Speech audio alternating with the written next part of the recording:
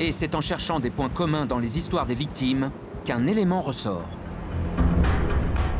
C'était une belle journée d'octobre. Il faisait plutôt chaud. Environ 27 degrés, je pense. Il faisait probablement plus chaud qu'aujourd'hui. Il faisait chaud et humide. J'ai senti que la température était légèrement plus chaude. Un temps inhabituellement chaud. Serait-ce la dernière pièce du puzzle? Le docteur Dan Huber examine les données de température et ses conclusions sont surprenantes. 2015 et 2016 sont deux des années les plus chaudes jamais enregistrées dans la région de Jacksonville. En août 2015, la température moyenne est de 27,3 degrés Celsius. Et la chaleur persiste en 2016.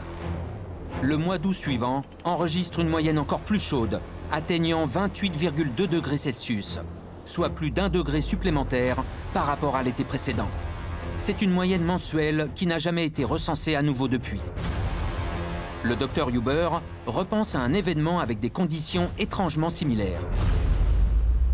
Un événement s'étant produit un siècle plus tôt sur la côte de Jersey.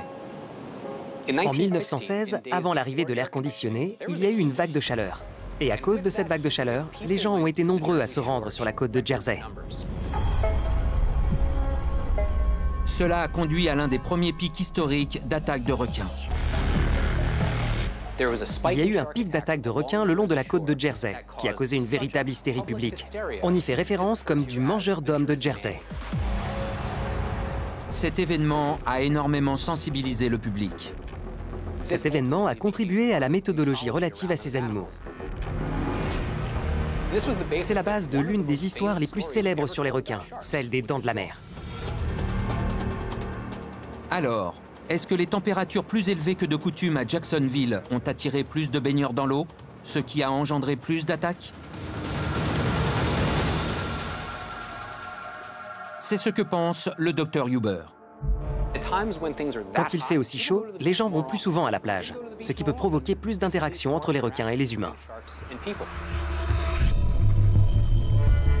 2016 est une année record en matière de tourisme pour la région. Et la chaleur a incité encore plus de personnes à se rendre à la plage.